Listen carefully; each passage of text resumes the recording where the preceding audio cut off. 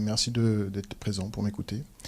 Je me présente, je m'appelle Olivier Cancel, je suis réalisateur et producteur en Guadeloupe et je me tiens devant vous pour vous présenter mon projet de long métrage qui s'appelle En attendant demain, une fiction un drame urbain de 90 minutes.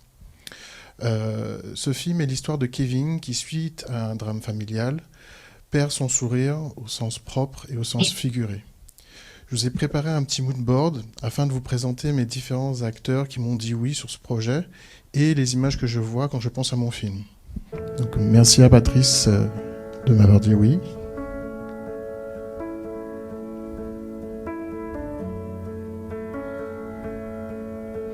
Merci à Vincent aussi de m'avoir dit oui, l'un de nos plus grands acteurs, qui joue dans Starcase. Bruno Horry aussi m'a dit oui, donc merci aussi Bruno Horry. Et Chris m'a aussi dit oui, donc merci beaucoup Chris. Et voilà un peu les images que je vois quand je pense à mon film. Comme je vous ai dit plus tôt, c'était l'histoire de Kevin. Kevin qui a perdu son sourire suite à un drame familial. On retrouve Kevin quelques années plus tard avec sa mère Judith, une belle femme d'une quarantaine d'années, menacée d'expulsion. Et Judith se retient à son projet de boutique de vêtements, pour lequel elle envoie des demandes de financement aux banques, et elle a bon espoir malgré toutes les lettres de refus qu'elle reçoit. Kevin, lui, est au courant des problèmes financiers de sa mère, malgré tous ses efforts pour lui cacher, et il s'est lancé dans la vente de drogue pour essayer de résoudre le problème. Il n'a rien trouvé de mieux que d'acheter la drogue dans les mains de Big Deal, qui est le plus gros dealer de son quartier, mais qui est aussi le grand frère de sa petite copine Lucy.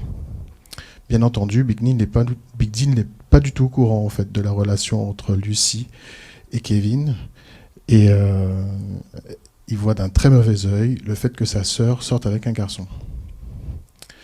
Judith, enchaîne les petits boulots le matin et le soir afin de réussir à combler cette dette, et sa seule petite lueur d'espoir, c'est Olivier, interprété par Patrice Turlet, qui est fou amoureux d'elle et qui n'arrête pas de lui montrer son affection au fur et à mesure de la journée, quoi. Au bout d'une journée bien remplie pour nos deux protagonistes, Big Deal finira par savoir que Kevin sort avec Lucy et il ira récupérer sa sœur avec perte et fracas dans les bras de Kevin. Furieux d'avoir été trompé par Kevin, il l'obligera de rembourser une somme pharaonique, 10 000 €, qui devra lui emmener le lendemain. Décidé d'en finir, il va chercher son arme chez lui afin de confronter Big Deal. Et en passant devant sa mère énervée, il part affronter le grand frère et le grand méchant, on va dire ça comme ça.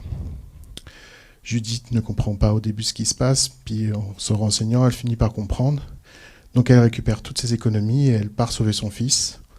Elle s'interpose entre Big Deal et Kevin, donne son argent, toutes les dernières économies qu'elle avait. Mais Big Deal ne se calme pas pour autant, énervé au plus grand point, il continue à pointer Kevin avec son arme. Et malheureusement, un accident arrive et Judith prend une balle perdue. Allongée par terre, Kevin réalise en fait sa bêtise et promet à sa mère de tout arrêter. Un peu plus tard, à l'hôpital, Big Deal ira rendre visite à Judith et promettra de laisser son fils tranquille en échange de son silence.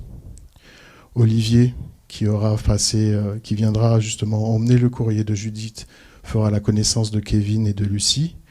Et au milieu de ce courrier, il y aura le fameux courrier de la banque qui finance la boutique de vêtements. Et voilà, tout s'arrange comme ça. Kevin, en allant chercher des vêtements pour sa mère, avec sa copine dans son dos, réalise que les jours meilleurs sont arrivés et il retrouve son sourire. J'ai réalisé ce film, j'ai écrit ce film en m'inspirant beaucoup de mon expérience personnelle et de ma vie perso. C'est vrai que je vis des moments un peu difficiles en ce moment et ce film est un peu ma boutique de vêtements.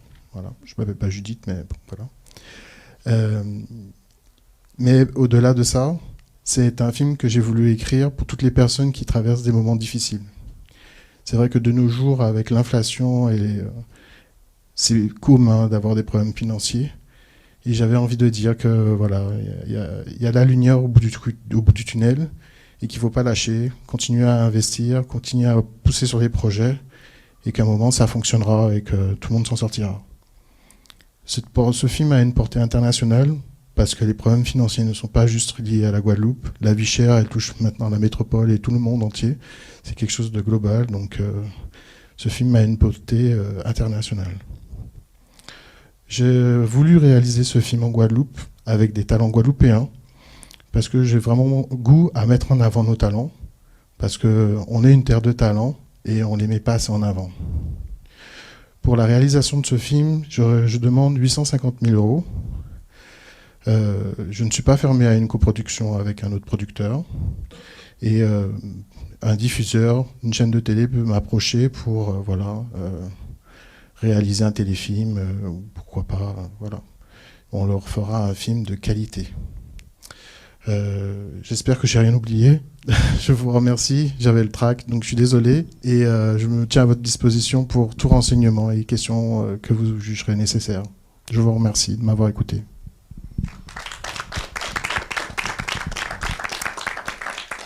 Est-ce que vous avez des questions ? Bonjour Olivier. Bonjour. Alors je te pose une question qui est un peu, c'est-à-dire que tu vas servir de témoin peut-être pour toute une génération et peut-être pour toutes les questions que se posent des membres du jury qui vont débattre dans un petit moment.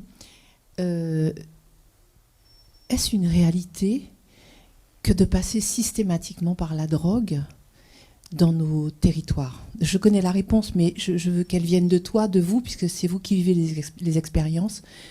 Je dis ça, je suis émue parce que on retrouve dans tous les films, mais presque tous les films, 80% des films, la drogue est à l'origine, et c'est-à-dire la drogue, c'est le seul moyen peut-être de s'en sortir autrement que par...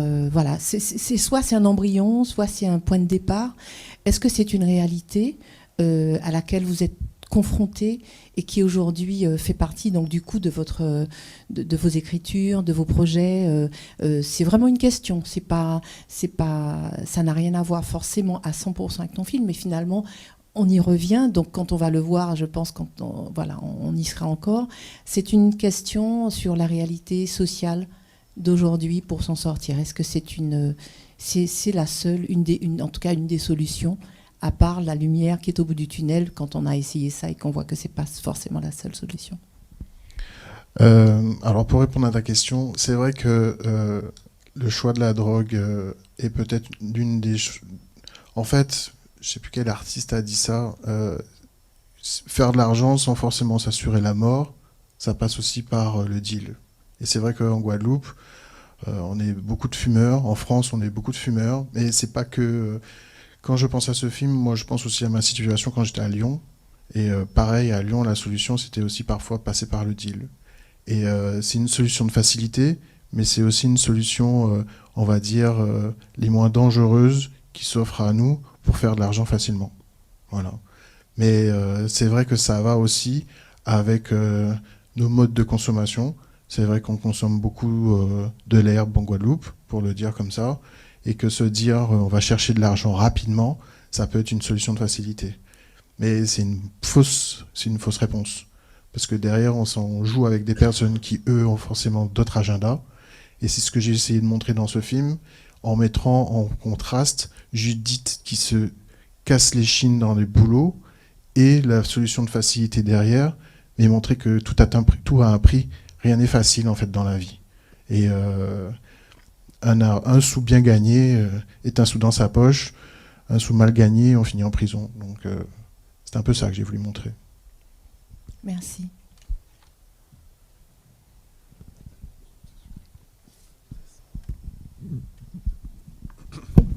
Oui, bonjour Olivier.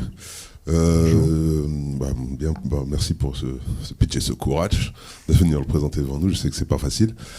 J'ai une petite question, moi, c'est sur l'histoire, et là où je suis un peu curieux, c'est sur ce qu'est-ce qui tu vas pas me spoiler le film, mais qu'est-ce qui a fait que le personnage principal perd son sourire et Voilà, j'ai l'impression que c'est un élément important et que Alors, voilà. tu as raison, j'ai été obligé de synthétiser parce qu'on m'a dit que j'étais trop long, donc il fallait que je coupe ça un genre, mais bon, bref. Alors, le drame, en fait, qui fait que Kevin perd son sourire, c'est en fait un soir où il était en train de jouer aux jeux vidéo avec son cousin, Jojo, Chris, plus grand. Son père les gardait, et pendant que leur petit frère était en train de prendre son bain, en fait, dans sa salle de bain, dans une baignoire, et malheureusement, au bout d'un moment, le père n'entend plus son fils dans la baignoire, et réalise en fait que, bah voilà, il y a plus de bruit, quoi. Et il a glissé, et en fait, il s'est noyé dans sa baignoire. Ce qui a eu pour conséquence, en fait, que le père a complètement démissionné, en fait, de la famille, et a complètement pété les plombs, en fait. Voilà. Donc, je suis pas rentré plus dans les détails, mais il y a toute une intrigue autour avec le père aussi qui est présente dans le scénario, et où on monte un peu les cheminements aussi des fois du drame, en fait, où certaines personnes vivent des choses qui sont tellement difficiles, où ils sont complètement obligés de lâcher la réalité avec... voilà. Ils lâchent la réalité parce que ce qu'ils ont à affronter est trop difficile pour eux. D'accord, très bien. Donc le cercle familial, la paternité, encore des thèmes qu'on retrouve aussi, qui sont très présents dans l'œuvre de la Guadeloupe et même des Antilles en général. Merci beaucoup. Merci à vous pour vos questions. Merci beaucoup, Olivier.